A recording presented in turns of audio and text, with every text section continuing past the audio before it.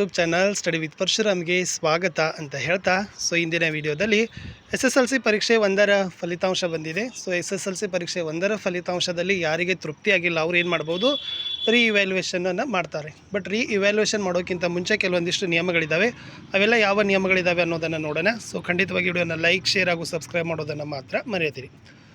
First ನೀವು photo ಕಾಪಿಯನ್ನು ತರಿಸಬೇಕು. ಈ ಫೋಟೋ ಕಾಪಿಯನ್ನು ತರಿಸಲಿಕ್ಕೆ ಇಂದಿನಿಂದನೇ ಕೂಡ ಲಿಂಕ್ ಪ್ರಾರಂಭ ಮಾಡಿದೆ.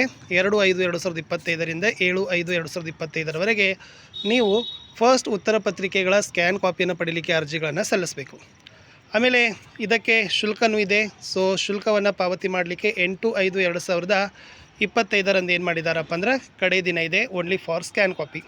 ಇನ್ನು ಸ್ಕ್ಯಾನ್ ಕಾಪಿ ನೋಡಿದ ಕೂಡಲೇ ಮರು ಎಣಿಕೆ ಮತ್ತು ಮರು ಮೌಲ್ಯಮಾಪನಕ್ಕೆ ಅರ್ಜಿಗಳನ್ನು ಅವರು 4/5ರಿಂದ 11/5/2025ರವರೆಗೆ ಬಿಟ್ಟಿದ್ದಾರೆ.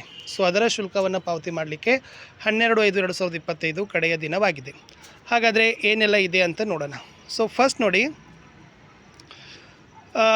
ಒಂದನೇದು ನೀವು ಅಮೌಂಟನ್ನು ನೋಡಬೇಕು. ನೀವೇನಾದರೂ ಆನ್ಲೈನ್ K1ನಲ್ಲಿ ತುಂಬೋರಿದ್ದರೆ ಫಸ್ಟ್ ಸ್ಕ್ಯಾನ್ ಕಾಪಿಗಾಗಿ 410 ರೂಪಾಯಿ. ಆಮೇಲೆ ಒಂದು ವಿಷಯದ ಮರು ಮೌಲ್ಯಮಾಪನಕ್ಕಾಗಿ 810 ರೂಪಾಯಿ ಆನ್ಲೈನ್ ಇದೆ. ಆಫ್ಲೈನ್ ಇದ್ದರೆ 420 ರೂಪಾಯಿ ಚಲನ್ ಮೂಲಕ, 820 ರೂಪಾಯಿ ಮರು ಮೌಲ್ಯಮಾಪನಕ್ಕಾಗಿ ಚಲನ್ ಮೂಲಕ ಅನ್ನೋದನ್ನು ಇದೆ. ಒಟ್ಟಾರೆ 410 ಸ್ಕ್ಯಾನ್ ಕಾಪಿ, 810 ಇವ್ಯಾಲ್ಯೂಯೇಷನ್ ಅಮೌಂಟ್ ಅದ. ಅಷ್ಟು ನೀವೇನು ಮಾಡಬೇಕಾಗ್ತದಪ್ಪ ಅಂದರೆ ತುಂಬಬೇಕಾಗ್ತದೆ. ಆಮೇಲೆ ಮತ್ತೆ ಏನು ಕಂಡೀಷನ್ ಕೊಟ್ಟಿದ್ದಾರೆ ಸ್ವಲ್ಪ ನೋಡ್ಕೊಡ್ರಿ. ವಿಶೇಷವಾಗಿರ್ತಕ್ಕಂಥದ್ದು ನೀವೇನು ಮಾಡಬೇಕಂದ್ರೆ, ನಿಮಗೆ ಏನಾದರೂ ರಿಸಲ್ಟ್ ಬಗ್ಗೆ ಡೌಟ್ ಅನಿಸಿದರೆ ನೀವು ಫಸ್ಟ್ ತೊಗೊಳ್ಳೋದೇ ಸ್ಕ್ಯಾನ್ ಕಾಪಿ ತೊಗೋಬೇಕು. ಸ್ಕ್ಯಾನ್ ಕಾಪಿ ನೋಡಿ, ಆಮೇಲೆ ಅದರಲ್ಲಿ ಏನಾದರೂ ಅಂಕಗಳ ಬಗ್ಗೆ ವೇರಿಯೇಷನ್ ಇದ್ದರೆ ಅದೇ ಸ್ಕ್ಯಾನ್ ಕಾಪಿಯನ್ನು ಅರ್ಜಿ ಬರೆದು ಮರು ಎಣಿಕೆಗೆ ಕೊಡಬೇಕು.